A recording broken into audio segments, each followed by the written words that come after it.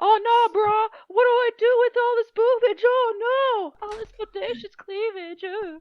I don't know what I'm doing. That's going in the beginning of the QUACKCAST. No, off. Come on, fine. You know what? I'm not gonna argue. Do it. Put it there. I'm proud. I'm a proud degenerate. Damn it.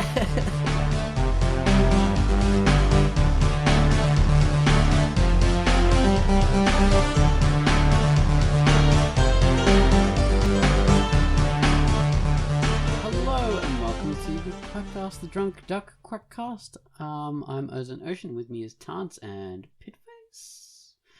Hello. Hello. This is QUACKCAST number 584. Today we're talking about techniques, and Also known as technowakas. technowakas.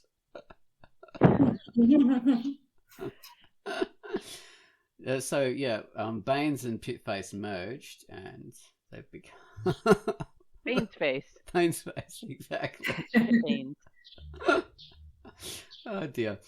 So yeah, we're talking about the techniques that we've specialized in order to create our comics, and the kind of things that tips and tricks that we have that we think are transferable to other people, that you can use our techniques and maybe you can use them in your artistic practice, or maybe just curious about how certain things are done. And anyway, I was just thinking about this as I was drawing the latest page of Bottomless Waitress, and I've got a pretty kind of standard kind of workflow down and how I sort of do the pages, and I thought, I'll chat about that. And it's very different from how I do Pinky TA.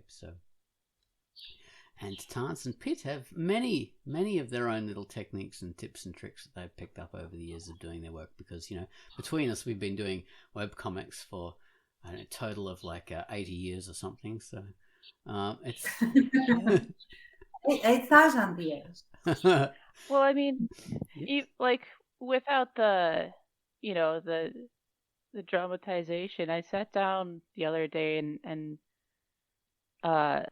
realized I started posting Putrid Meat in 2007. So for me, it has been about 15 years. So for you guys, I think it's probably been at least that long too. Mm-hmm. I mean, we've been here a long time. Yeah. Yep. I remember Wolf was around, like I started Wolf 2000, late 2005, 2006 for sure, at the latest. So. Yep, and the earliest Pinky TA stuff came out in the late 90s as a painting series and comic pages. So, but not online. But before we get into that, let's talk about the featured comic. So the featured comic this week was Gior, and we have QUACKCAST here to talk about it. Hello, this is QUACKCAST, and the feature I've selected for this week is Gior by Tuxi, and it is rated E for everyone. Wake up to the unceasing beeps of the morning alarm next to Kojo, a loyal companion. It is the start of a day of chores for the fishermen tasked with moving 2 tanks of fish. Commercial fishing is not an easy job, but a necessity when personal income depends on it. Baking salmon while waiting for roadside assistance, and shucking freshwater clams with a knife before they clamp shut take precedence over contracting bird rabies. The comic demonstrates a great usage of a secondary color scheme with muted, cool colors of blue and green gradients. The uses of mint, coral, peach, and teal pop and give it a peaceful and serene reading experience. The text bubble fonts have a very personal feel. Go play fetch with Kojo and read Gior by Tuxi, rated E. And that was our featured comic.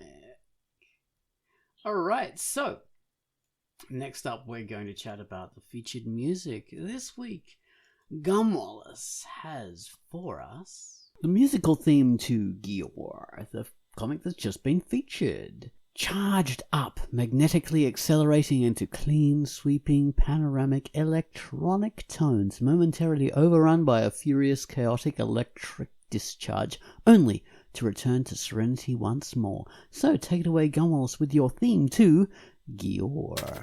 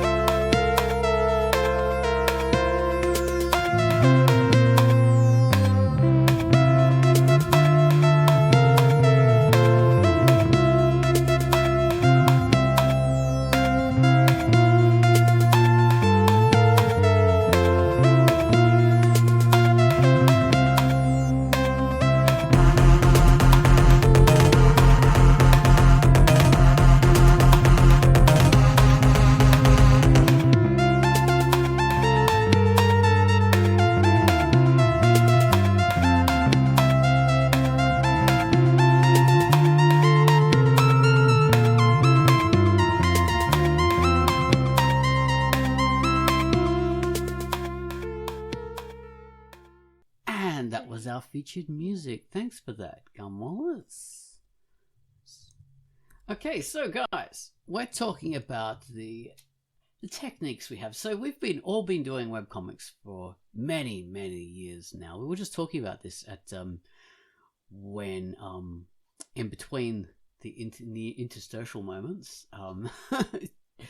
during the featured comic. So we've all been doing webcomics for quite a long time, haven't we? Like you guys started in at least like 1902, and no, in the early 2000s, and I started doing PKTA as a artistic project in the late 90s, and Baines has been doing his stuff for God knows how long. We don't know because he's not here to tell us. Exactly, he was like painting it with his fingers on cave walls in ochre and blood and various bodily fluids. So he's got all the street cred there.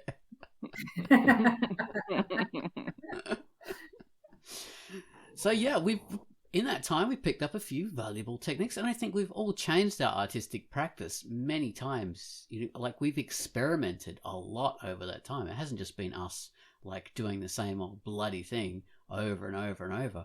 We've totally like revolutionized our art process and gone into experimenting with this and experimenting with that and discarding that technique and moving on. And we've sort of done many different things over the years, haven't we? Like what we do now isn't any reflection on how we started at all. Oh yeah, definitely. For instance, like, if you compare Putrid Meat, especially the early days of Putrid Meat to Inhabitants now, it's done completely differently. Sometimes I even plan a little bit ahead of time, which is nice. But like, I've gone from a completely traditional media style, just, finding whatever paper is around and using, real pencils and real inks and real coloring, well, you know what I mean, markers and colored pencils and stuff, to transferring those skills over to a digital medium. And even that was a process, stuff like that doesn't happen overnight. I used to be very hesitant about transferring my, picking up a digital medium, because it wasn't something that I was familiar with. I didn't hold it against anybody else for using it, but I just didn't really get it. I think I was hesitant because I was afraid of losing the textures in my paper and stuff, which worked really well for Putrid Meat, that extra grittiness. But for Inhabitants, it's a totally different style. It's not nearly as gritty. It's a little bit more kind of hazy and pastel-y a little bit. which I think works really well for the digital medium because you can do all sorts of wild things, but Yeah, it's fun to experiment with. it's totally different. It's very clean, and Yeah. so Ethereal even. I mean, the color scheme itself gives Thank you. that feeling. No. it's clean, but there's a clear heritage to Putrid Meat, though. It's like a voice imprint that carries through. It's amazing. So you can see like the DNA in there, which is cool. Which I think is evident in all of our work. You know, even Bane's. Even though our work changes, there's that DNA that's just visible. The fingerprint, I would say. Yeah. Which is quite interesting.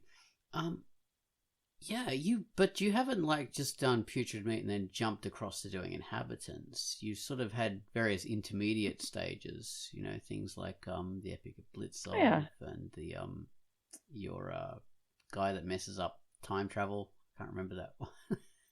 Oh yeah, my short comic. Yeah, that's I might finish that one day. It was just the same thing I say about Blitzov. But that's Jerry fucks up time. That one's on my Patreon. But yeah, I started the transition for it actually back when I was still doing Putrid Meat.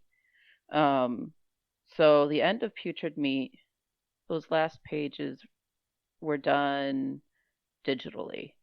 And I think it worked out really well for that too. Like it didn't have the exact same texture, but I think I got the same kind of grittiness across with what tools I did use on there.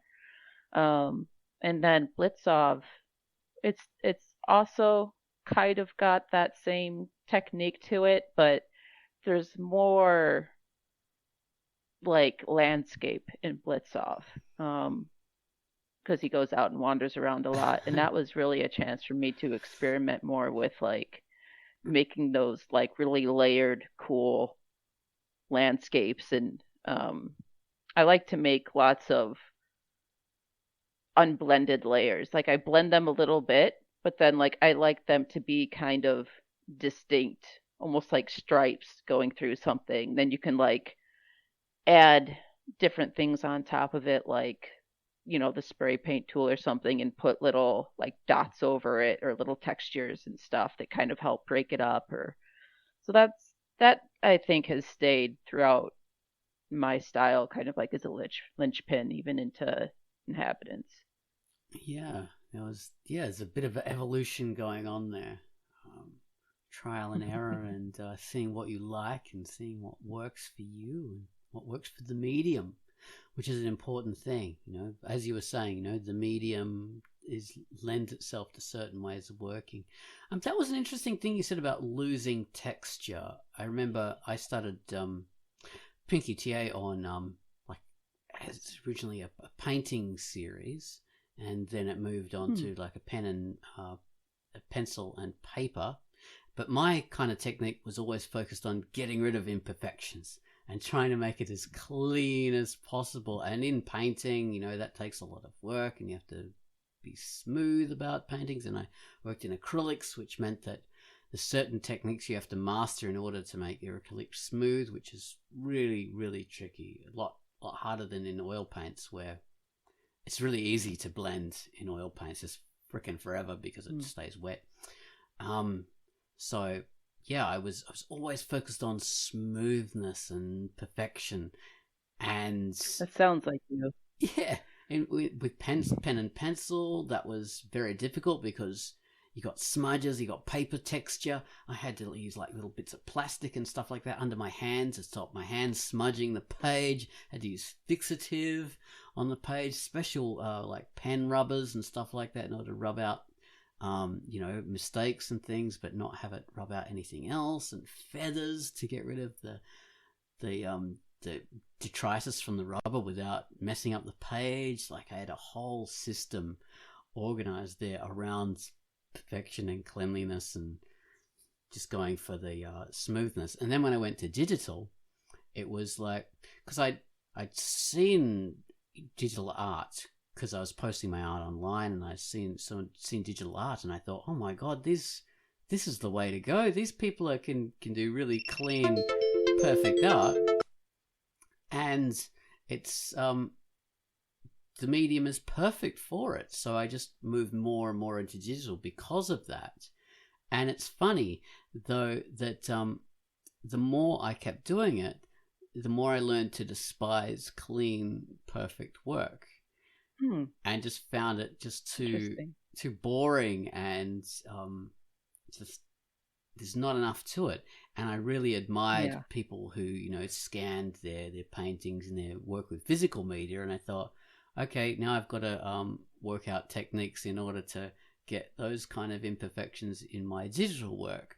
So for the longest time, my digital work has always incorporated some randomness, some element of, you know, chaos. Like I've developed particular kind of brushes that are a bit scratchy, a bit messy. I when I do like line work and stuff like that, I use like brushes with varying opacity. So if you zoom in on my line work, it might look perfect from not perfect, but it might look smooth from a distance, but close up it's like pencil artwork. It's like someone's drawn it with a pen or a pencil. It has all those kind of imperfections and like fading out and smudgy bits, and it's amazing. Like I don't even mean to put smudges in there, but there's smudges and grit and stuff like that all through the artwork. It's just in the way I work, it just happens. So it has that kind of pencil-y kind of feel without actually being, you know, work with a pencil. And one of the reasons why, you know, people might say, well, just work with a pencil then. But once you've gotten into a certain kind of work, then it's very hard to get out of it, because I really like working with the digital work. Plus there are too many advantages to working with digital, you know, in that you don't have to store work, which was my biggest problem. Like I've got plan drawers full of drawings and paintings, and like I've got stacked under couches and things like that. It was just, it's a nightmare. So you don't have to store, you don't have to consume media. It's incredibly expensive to buy art paints and brushes and pens and leads and stuff like that. And you can set up work anywhere. You could do like full color beautiful work wherever you are. For paintings, that would take me hours to set this stuff up, and once you have it set up, you can't use that space anymore for anything but painting unless you put it all away, and that takes ages, and pull it out. So just too many advantages. Yeah, absolutely. Not to mention that, you know, if you're somebody like us who posts a lot of your work online, when you're done, it's a lot easier just to take it from, you know, your tablet and just upload it, rather True. than like, oh, well, I have this physical painting. I need to, or even like the physical comic book pages, you know, it was always a hassle to be like, oh, well, now I have to find a scanner. And not to mention, I worked on, you know, pages that were like the normal kind of, those, you know, those comic book papers that they make, that they're very large. So it makes it really difficult to find a good scanner. And, you know, I don't have like a good camera around. One of those expensive ones that would make it look good. So, you know, especially since with putrid meat, that's something that it was very important to make the colors very saturated, very, very deep. Every time I made a page, even if it was already really colored with a lot of saturation, I would always go and kick up the saturation and the contrast. Um, some of those pages it probably became a detriment, but yeah, so it's just another advantage of having a digital medium is it cuts out that middleman. Yeah, I exactly agree with that. When I was doing my like just getting into doing digital art, that was another thing behind it. Like I got so tired of the process, and the workflow was so long, like scanning pages, like working huge size pages I'd work on, and it'd like take 6 scans for some of these things, and I had to put them together and all this stuff, and like getting proper digital images of paintings and stuff like that. You know, I came from a time when you'd have to take slides of your paintings, because that was the way that artists were meant to document their paintings and drawings in the 90s and before that. So that is a hell of a process to do, to make slides of your work and then, you know, scan them in and optimize them after that. So yeah, that wasn't pleasant. So I was very happy to have the workflow streamlined. I started off doing, you know, drawn stuff, and then scanning it, and then fitting it together, and then coloring it. And pretty soon I decided to train myself to actually draw on a tablet and work from there and learn how to color on a tablet. It took me a long time to do, but I really loved it. I loved drawing on a tablet. Then everyone said, oh, you've got to get a Syntec. You've got to draw on the screen, because that's the only way that, you know, that people really, really do digital art. And so I got a Syntec and started drawing on the screen, and all my technique and all that kind of stuff just went out the window, and it was super hard for me, and I hated it. And it took me years to master being able to draw on a screen when I could just easily draw on a tablet and look at a screen.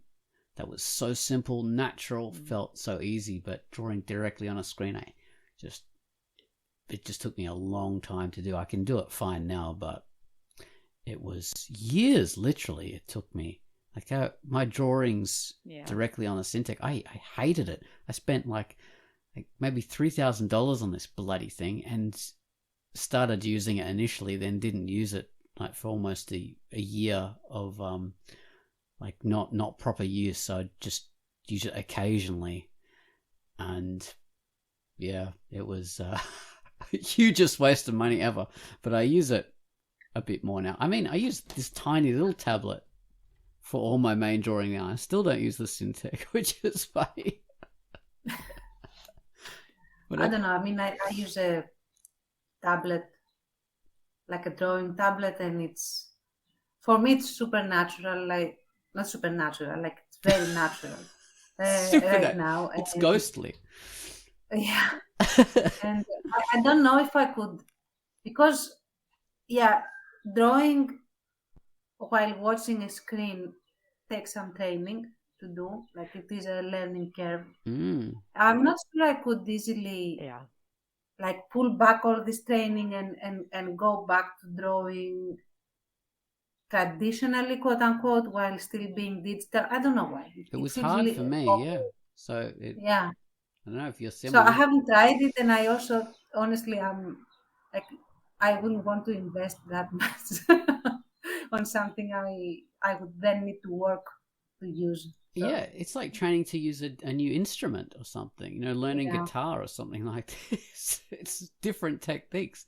Because when I don't even want to take a bigger one than this, which is supposedly, like, this one is, I don't think it's the smallest, but it is the second smallest tablet, Wacom, whatever you pronounce it, That's has. Good enough. And it works perfectly. I mean, I don't need more space. I don't need it to be like a pillowcase of a tablet. So, yeah, I'm fine. I can work fine. Well, there's a lot of advantages to doing that I really missed when I stopped using it. Like, you never have to worry about your pen or your hand being in the way of what you're drawing. That's the biggest advantage that you just cannot do when you're drawing like with pen and paper, painting, or drawing on a screen tablet. Oh, sorry, Pete, you didn't hear what you said.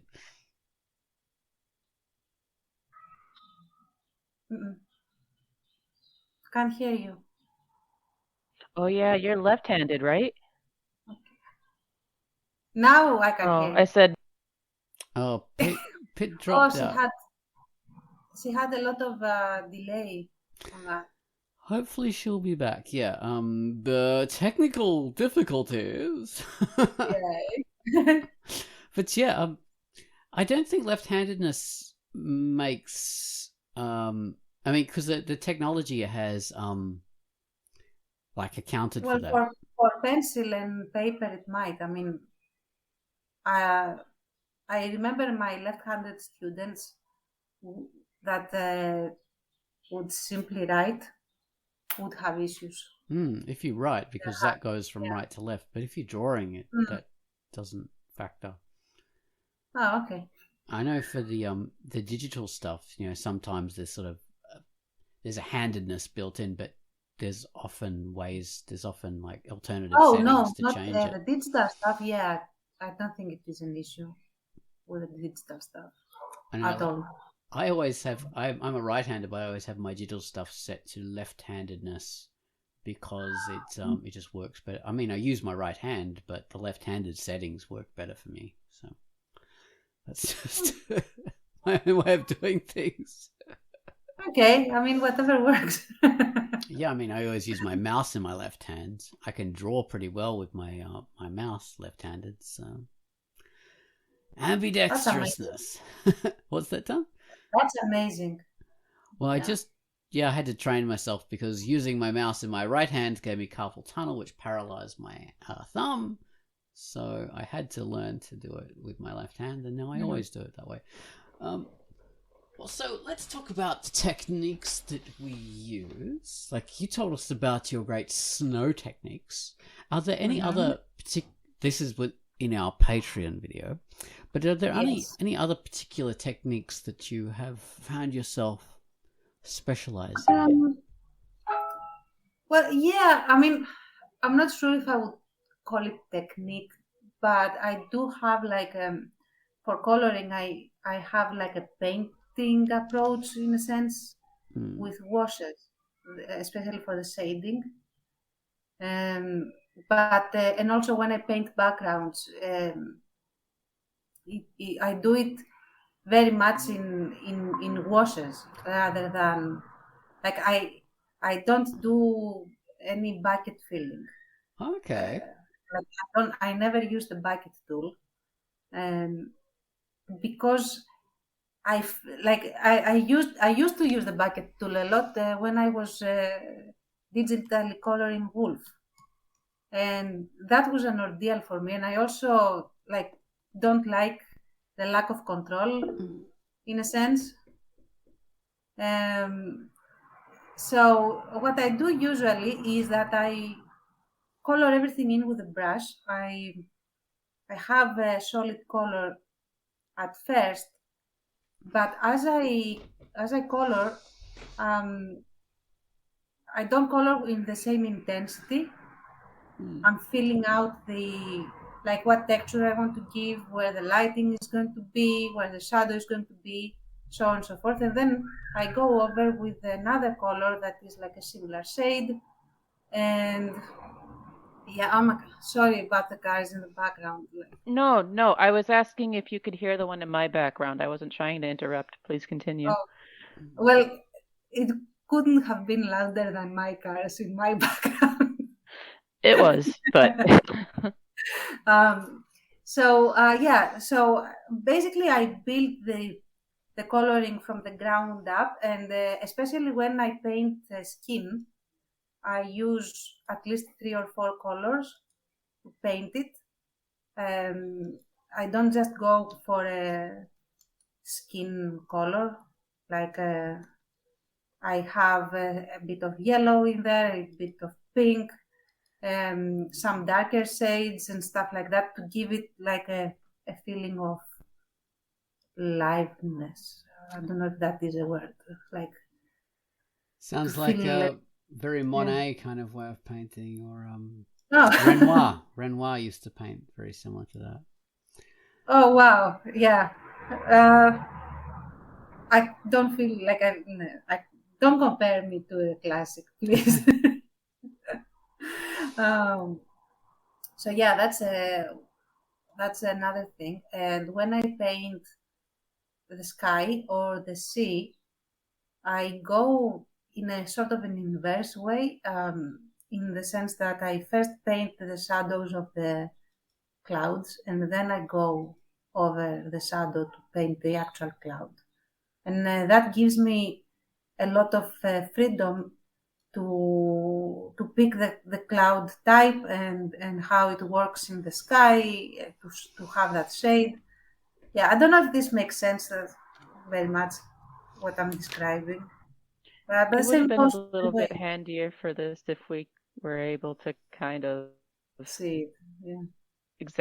exemplify our, but Yeah, we should do it like for at least for the video cast at some point to just show how we do certain things. Yeah, do little screencasts Yes. about comic pages, pull it up and show our happy little trees and all that kind of stuff. Yeah. Yeah, and the other, if you can call it a technique, would be on how I sketch the face, because the entire face is framed around the eyebrows rather than the eyes, because the eyebrow is what sets the tone.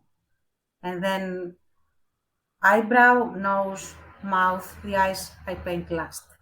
So, yeah. I noticed with your latest two characters, the two English SOE spies, Wodehouse and what's the other one? Eddie Myers. Yeah, Eddie Myers. Eddie Myers doesn't have eyebrows. It's creepy. Yes, and I hate it. But he doesn't have eyebrows. I don't know what happened to him. I look at this guy and I go, "Oh, I hate him." I like the. I hate it too because it's like you took away my uncle to paint your stupid face. Woodhouse is great. He's cool, but yeah. Yeah. Woodhouse was the like pretty boy anyway. So. Oh, I see. He's the helmet of the bunch. Interesting. Pretty much. he puts the wood in Woodhouse. Very much. I don't know. There are no reports that I came across, at least, about his pink shenanigans. But he was extremely charming to Greeks. So I see. Well, a name like Woodhouse. That's quite interesting about the faces and stuff like that. Yeah, eyebrows are a good anchor because they're almost halfway in the middle of a face, a head. Just a bit above that. I mean, the eyes are pretty much halfway, but yeah, the eyebrows sort of determine where everything goes. So they're a great thing to plan around. Better than doing the eyes, because if eyes can be all sorts of weird shapes, but eyebrows are just not as varied. You could just do a line for the brow and then put the eyebrow shapes in afterwards. So they're a good way to start. And also they set the expression very well, which will make the face like, is it scrunched up? Is it elongating in a sense? That sort of thing. Exactly. Yeah, because frowning, you've got all these muscles that raise the height of your brow and make your face longer. Or when you're frowning, they come down and make your face a bit shorter. Just a little bit. So yeah, very, very useful things. It's an excellent idea to sort of get a handle on that. Faces are a tricky thing. Hard to master. Like, I've been drawing faces for decades and I still haven't mastered them. Like, I've gotten a bit better at replicating faces, of the same characters, but still make errors and mistakes, and I'm still refining my technique.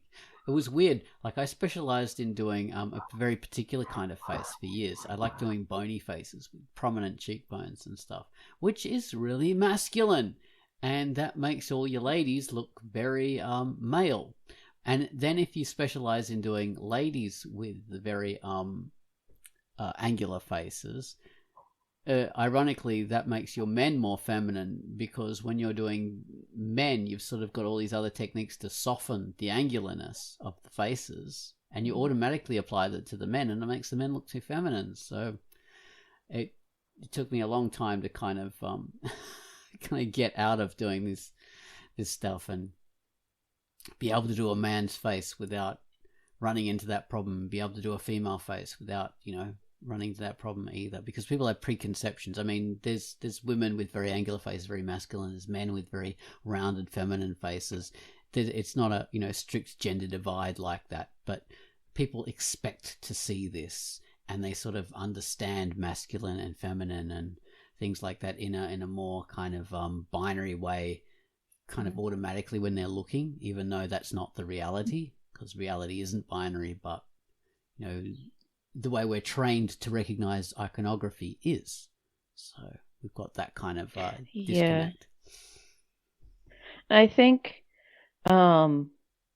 we see more fluidity with that in a lot of like independent comics, like web comics and stuff. People, the stuff that people make online. I think especially since gender is becoming less of a binary thing. So like with a lot of independent comics, you see people using more like actual kind of like shapes for faces. How do I describe this and make it make sense? So instead of using like the Marvel's Guide to making like super male faces versus to like having the feminine like kind of V-shaped face and stuff, a lot of independent creators now they start with like a basic shape, a circle, oblong circle, even something triangular, whatever, and from there put features around that.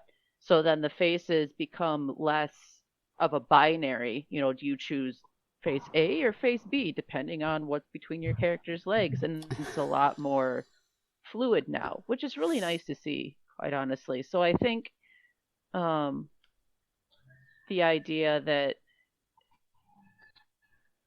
unless you want a character to look like super feminine throughout, like it doesn't matter as much. It's good in comparison to like so it's becoming a little bit looser.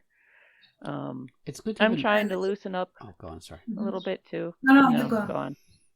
I was just saying it's good to have an audience that is no longer strictly primed only to have a very limited kind of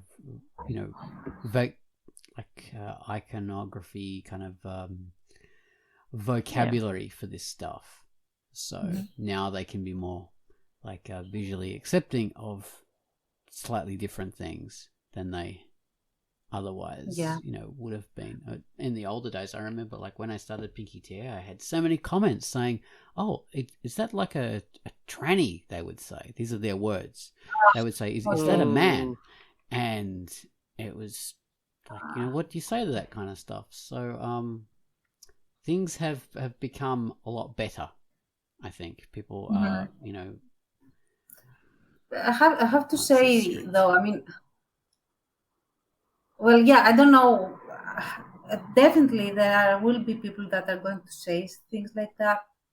But I also have noticed, like in how I look at various faces, men, women, non-binary, the whole spectrum, is that the expression and the body language does a lot more to convey masculinity or femininity rather than the shape itself. That's one thing. And the other thing, which you can, depict, illustrate in your panels. And the other thing as well is that women's like the female in the sense like a X chromosome. Okay, the female skeleton is going to be a little bit narrower in certain areas and wider in others. And that goes for the face as well, at least as far as I have seen. So if you respect just the widths and go rampant with the shape, you will still get a feminine or masculine face, if that makes sense. It does. And in the sense that there are two different kinds of chromosomes, and there are variations among those factors that we attribute Mm-hmm. anthropologically as male and female.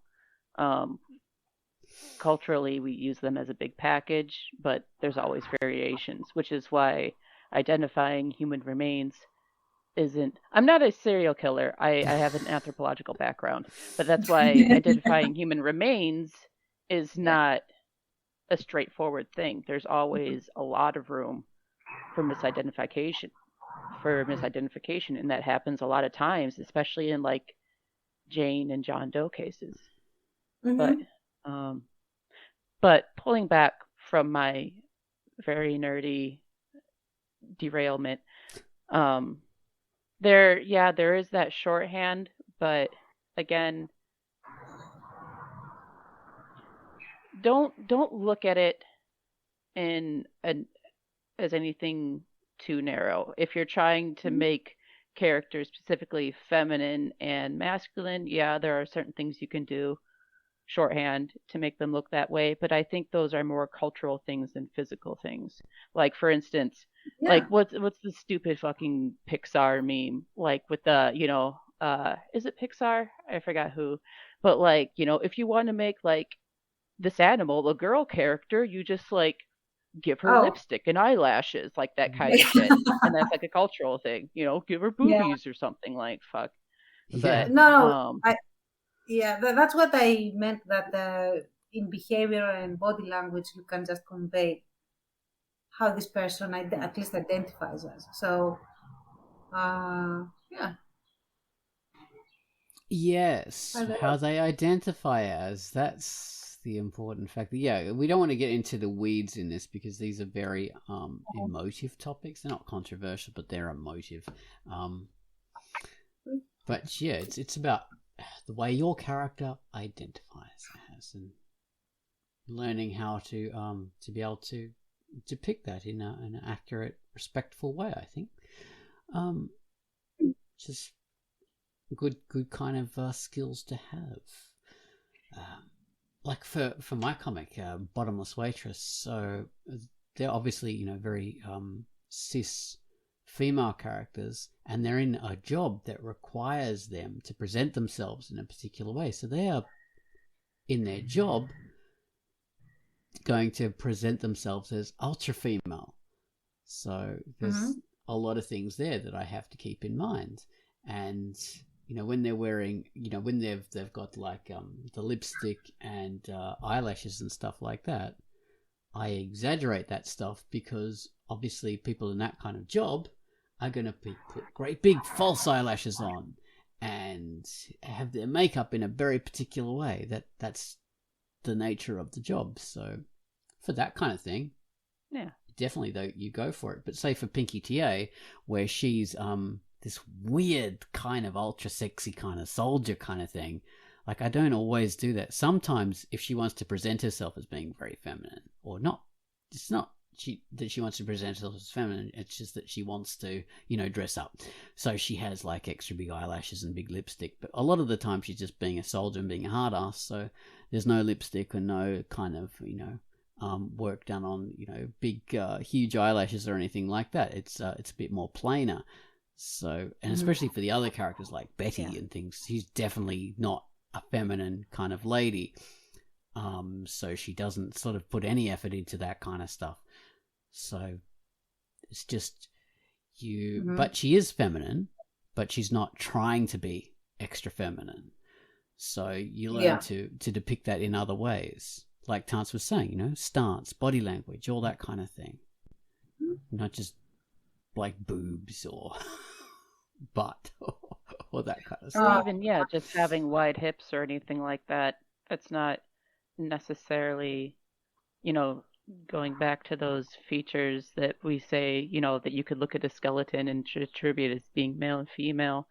I love seeing now when people take somebody who has, like, for instance, a very masculine body and making them feminine by using, body language and stuff like that, and how you kind of take something like that and flip it to be, to find something being somebody being seductive where you wouldn't usually attribute that kind of body type to that kind of behavior, and like the Mhm. other way too, it's also cool to see like somebody whose character has a feminine skeleton or body shape or whatever, and they're being used. You can still see how strong they are without necessarily seeing like big rippling muscles and stuff. Um, Mm. it's really cool the way we can use that. You can. I think that's one of the Oh, strengths of having a visual medium like comic books. Yeah, yeah, you can absolutely. really delve into that because, I mean, as we know, so much male and female stuff is, not chromosomal. It's not physical stuff. It's just cultural stuff, that we accept and we learn and we agree on. And as artists, we can play with that fact because a lot of it's you agreed on imagery, and it's very easy to mix and match and do your own thing and subvert people's expectations, which is a lot of fun. Hmm. Yeah. And a lot of times it isn't agreed upon either now, especially since there's more conversations about sex and gender and stuff. So Hmm. Yeah, but we have like one idea is the male is the default, female is extra. So like the little man on the toilets, the normal character is just with nothing as the man, whereas the female is the same shape, but she's got like the dress as well, or maybe long hair and stuff. So we add extra stuff to make it female.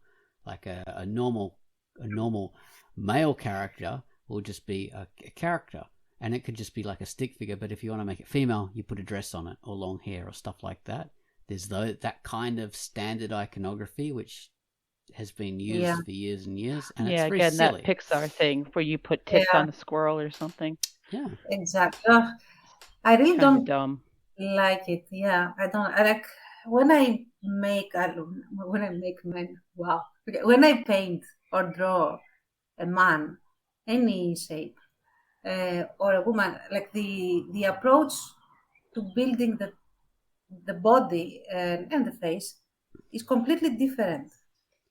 For almost, I would say now for its character, like I go about differently for its character, how I build them, how I draw them. So, Mm. um, and I have to say that on purpose, when I was designing the characters, I didn't put the most beautiful woman in my cast as the seductress. Like the seductress is if she takes off all her trappings and if she stops behaving and walking around in certain ways, she would not be seductive. She would be like a normal, average beauty woman. Yeah. Um, because the point is never, the face and the assets. It's how you use them. So yeah, that's why she And she she plays with all the men, and she will continue doing so. Spoiler, I guess, maybe. And yeah, she will never be the most beautiful of them all. So. which you have your I own like that. you have your own androgynous character in Alex, don't you? Mm, Yeah. yeah, and I think she will continue to be more androgynous than genus than female, in the sense that uh, I would say, considering the culture and the time period, she would still identify as female, but like deep down. But she really likes so much of the behavioral patterns that are traditionally attributed to men that she comes across as somewhere in the middle. So, Hmm. and that I think is something that she is going to keep even as an adult lady. So, if she Yeah. Cool. survives, if she survives, I won't draw her adult. Oh dear. Don't George I need R. R. to Martin it. include more variation like that. You have really good variation with your characters. especially body type, my characters seem to be usually a particular body type, especially since I'm so used to drawing like the classic um masculine kind of physique. All of my characters kind of have it. That's what I kind of default to, but I would like to start mixing it up a little bit. Like for Helmut, um, uh, he you can't see it now. Well, where I am in Patreon, he's grown up. So reference this whole thing with that caveat that he's not a child and where we are in Patreon right now. But he's a grown big old man, and He's hot. he yes, he's very hot. He's got an ass on him. He's got a nice ass on him. Like there's it's like not this, and nothing against people who have characters that have the, manly physique where it's like an inverted like Dorito, like, it starts broad at the shoulders and goes down. Like he's got the broad shoulders and then his waist kind of curves in a little bit and then it goes back out to this big old ass. And like that's a physique that we attribute more to feminine characters, but it works quite well on him, and as a result, he is actually going to take a liking to wearing some women's clothing. Um, so I'm looking forward to exploring that a bit more. But with my future characters that are going to come up, I really want to concentrate on varying them more instead of making them all like types of this very classical masculine physique that I've been using. Hmm. Yeah, it's fun Yeah. to shake it up and to try different ways of drawing figures. I did that when I started the later episodes of Pinky TA, and especially in Bottomless Waitress. And Pinky TA, my first big departure was Betty, who was like a larger lady and didn't focus on, big wide hips and narrow waist and all that kind of stuff. Her body's just kind of big and thick all the way. And which meant there were different kind of techniques and skills I had to manage in order to, do a feminine figure, but not focusing on the typical like wide hips and stuff. And then for in Bottomless Waitress, I have these characters like Nikki, who is this. I specifically wanted to do her as like a giant tall lady who's got, really big muscles and stuff like that. And again, not focus on wide hips or anything like that. And I just wanted to do a giant, big, strong woman with a big square jaw. So that's that particular figure. And then, like, I've got characters like this Wilfred, who is like a heavier set, kind of over 40s guy, balding. And it's interesting to draw these different figures and body types. Little tiny Frances with her big boobs and huge butt, tiny waist. She's like a caricature of the ladies I normally draw. Yeah. Polly, long, stretched out, kind of tall lady, but skinny with small boobs. Rangy. She's a member of the Itty Bitty Titty Committee. Yeah, she is. And it like opens up what you can do when you've done this kind of experimentation and you're not sort of stuck in the same kind of doing the same kind of form and figure all the time. Like your characters, you've done like a child Helmut, and then you've done the old ladies and stuff like this. They are kind of different and interesting kind of characters. And these aren't the first for you. You did kind of weird mutant characters in Putrid Meat, so. You always I guess have it had has a bit been of a little bit more variation. varied than I thought. Yeah, Blitzov was And then unusual. Dolores. Oh, sorry, go on. Yeah, no, I'm sorry. Yeah, well, it's funny because Blitzoff and Dolores, they almost have the same kind of physique, in that they're both just kind of very beanpole-ish. Blitzoff, I think, is probably a little bit more toned than she is, but Dolores, which is the big giant lady who came and abducted Helmut away, with the big tall kind of pink pointy beehive. The P-52's character, that's what I think of it. Yeah, pretty much, yeah. Pastels from here till Tuesday. But yeah, like her physique, she she looks very feminine in a sense, like that kind of like 80s power femme, like like the shoulder pads and stuff like Mm. that. Um, but physique wise, um, like she's very flat chested, like she's very different in a sense. Yeah, Um, she is. I She's think I'm, yeah, trying to make it deeper than it is. She's just kind of like a little androgynous, I think. she definitely is. You don't look at her Physique and go, wise. "Yeah, this is a cis female."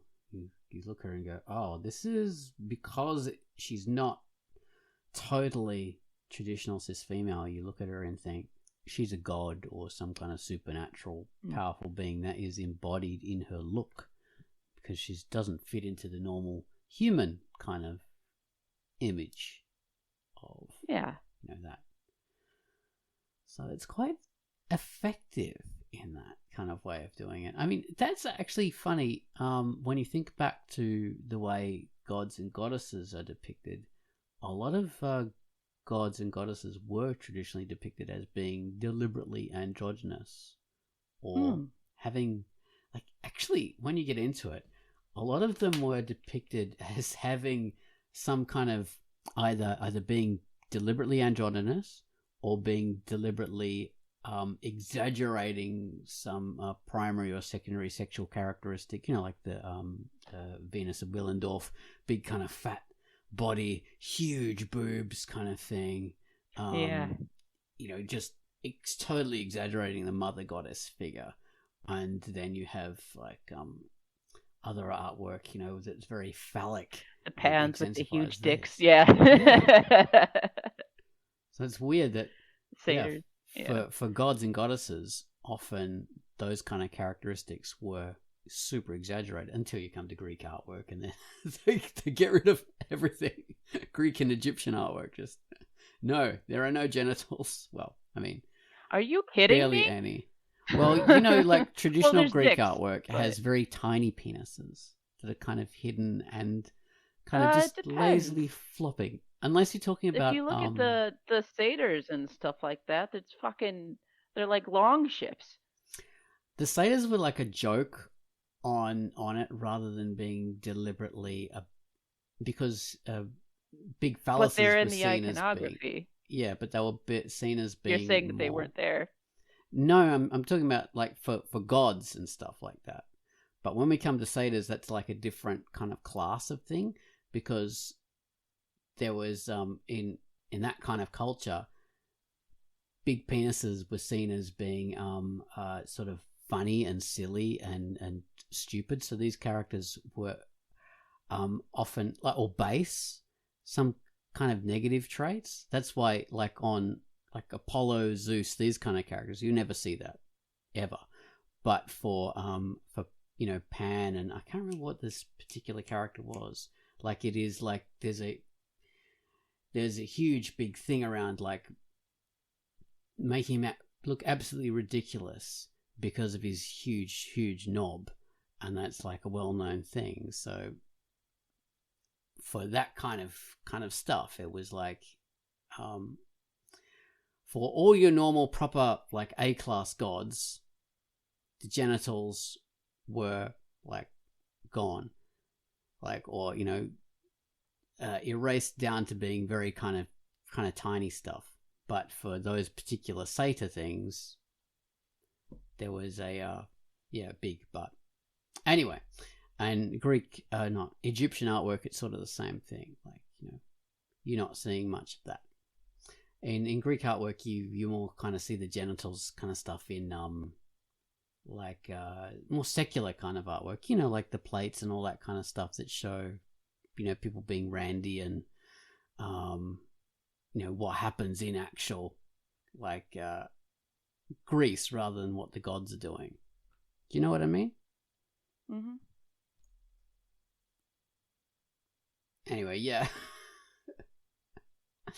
But earlier religions and that kind of stuff, very much they exaggerated those kind of the genital kind of stuff and sexual characteristics, unless it was more androgynous kind of characters. Anyway, like your character, who were, this came from Dolores, who's being not androgynous, but not exaggerating those female features.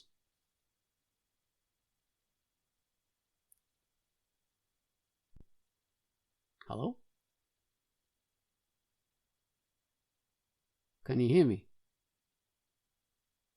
Yeah. Oh, right. I thought there was a bit of lag. Hello? Can you hear me? Yeah. Fuck. Can you hear me? Yeah, I can hear you. There was a page that was making everything slow up and it's lagging. Okay. Damn it.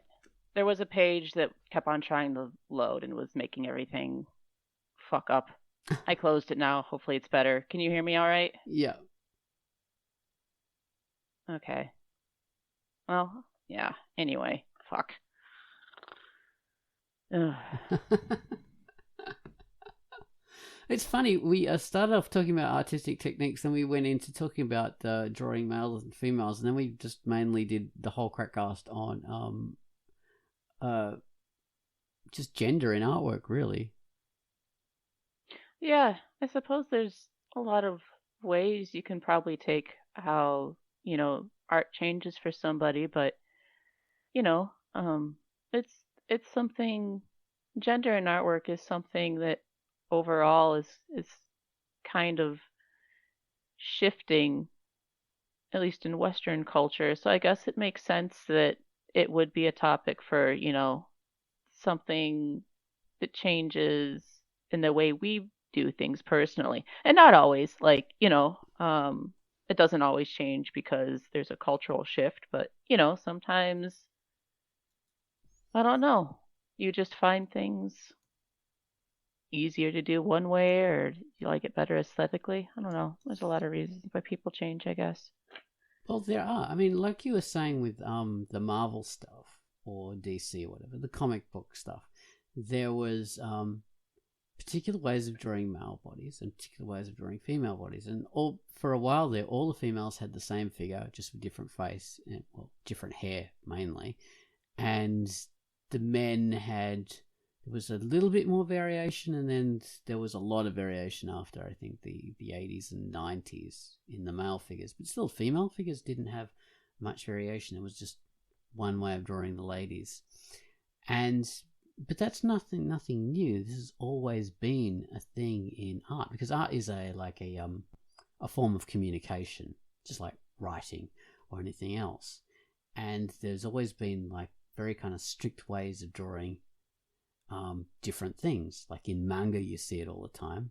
There's strict different ways of drawing various things, and there's different ways that they will draw male and female figures, and they'll draw kind of androgynous figures in a particular way. The androgynous figures always look more female with some male traits than they would look very masculine with some female traits. It's that's kind of way they do it. But say if you go back to like ancient Greece again, they had like two particular ways to create men.